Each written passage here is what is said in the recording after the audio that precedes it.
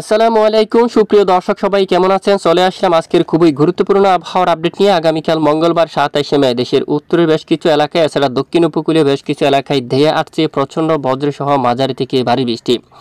বঙ্গোপসাগরের বুকে তৈরি হতে যাচ্ছে নিম্নচাপ। নিম্নচাপটি গভীর নিম্নচাপে পরিণত হয়ে দক্ষিণ উপকূলীয় অঞ্চলে আঘাত আনার সম্ভাবনা থাকবে, যার কারণে আগামী 3 থেকে 4 দিনের মধ্যে দেশের দক্ষিণের উপকূলীয় অঞ্চল সহ দেশের মধ্যাঞ্চল এবং উত্তরাঞ্চলের জেলায় জেলায় মাঝারি থেকে ভারী বৃষ্টিপাতের প্রবল সতর্কতা রয়েছে। আসুন সরাসরি লাইভ স্ক্রিন থেকে এক নজরে দেখে নিই পরবর্তী 24 থেকে 48 ঘন্টায় কোন কোন জেলাগুলোর উপর ভারী বৃষ্টিপাতের সম্ভাবনা রয়েছে। তো ভিডিওটি এক নজরে শেষ পর্যন্ত দেখুন। ভালো লাগলে লাইক করে আমাদের চ্যানেলটি সাবস্ক্রাইব করে পাশের বেল বাটনে ক্লিক করে রাখুন। আর ভিডিওটি কোন জেলা থেকে লাইভ দেখছেন অবশ্যই কমেন্ট করে জানিয়ে দিন। আগামীকাল মঙ্গলবার 27শে মে বিশেষ করে উত্তরের কয়েকটি জেলায় কালবৈশাখী আকার নিয়ে প্রচণ্ড বজ্রসহ মাঝারি থেকে ভারী বৃষ্টিপাতের সম্ভাবনা থাকবে। এখানে মানকাসার অঞ্চল থেকে শুরু করে গাইবান্ধা, বাহাদুরবাদ অঞ্চল, তারপর শ্রীবর্দী এবং এদিকে সাগাড়া এবং ঘোড়ারঘাট, পীরগঞ্জ, মিঠাপুকুর এবং রংপুর, এদিকে কুড়িগ্রাম সহ অনেক অঞ্চলে প্রচণ্ড বজ্রসহ মাঝারি থেকে ভারী বৃষ্টিপাত হওয়ার সম্ভাবনা থাকবে।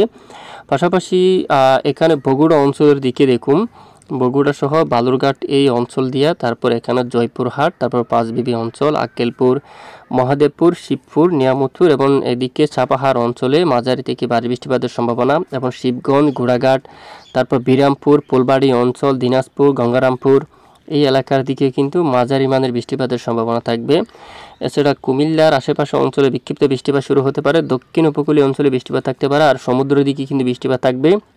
এখানে মাঝারি থেকে ভারী বৃষ্টিপাতের একেবারে সম্ভাবনা থাকবে সমুদ্রের দিকে। এছাড়া মায়ানমার অঞ্চল থেকে শুরু করে এখানে দেখুন বঙ্গোপসাগরে বর্তমান লঘুচাপ তৈরি হয়ে গেছে, যেটি ধীরে ধীরে শক্তি বাড়িয়ে নিম্নচাপে পরিণত হতে পারে এবং নিম্নচাপে পরিণত হয়ে পরবর্তী 3 দিনের মধ্যে দক্ষিণের উপকূলীয় বেশ কিছু এলাকায় মাঝারি থেকে ভারী বৃষ্টিপাত শুরু হওয়ার সম্ভাবনা থাকবে। তখন আমরা দেখতে পাচ্ছি 29-30 তারিখ থেকে দক্ষিণ উপকূলীয় অঞ্চল কক্সবাজার থেকে শুরু করে টেকনা, পুকিয়া, চেনমাটি অঞ্চল, চট্টগ্রাম বিভাগের বেশিরভাগ এলাকায় মাঝারি থেকে ভারী মানের বৃষ্টিপাত হওয়ার সম্ভাবনা থাকবে।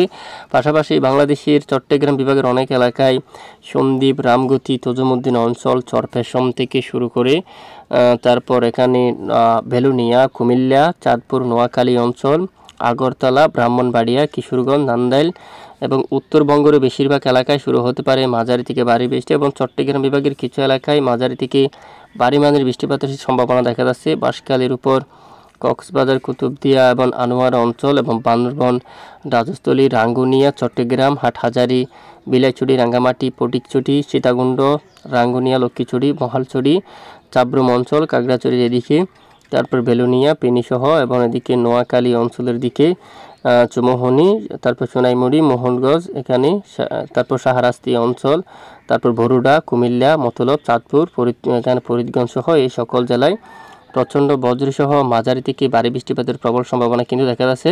পরবর্তীতে দেশের উত্তরাঞ্চলে 31 তারিখ এবং 1 তারিখ নাগাদ একেবারে উত্তরবঙ্গের বেশ কিছু এলাকায় কুড়িগ্রাম, পূর্ণিয়া সহ শিলিগুড়ি, দার্জিলিং, উত্তরবঙ্গের বেশিরভাগ এলাকায়, রংপুর বিভাগের অনেক এলাকায় মাঝারি থেকে ভারী বৃষ্টিপাত হওয়ার সম্ভাবনা থাকবে। তো দেখুন, এ হচ্ছে আজকের গুরুত্বপূর্ণ আবহাওয়ার রিপোর্ট। এতক্ষণ সঙ্গে থাকার জন্য অসংখ্য ধন্যবাদ।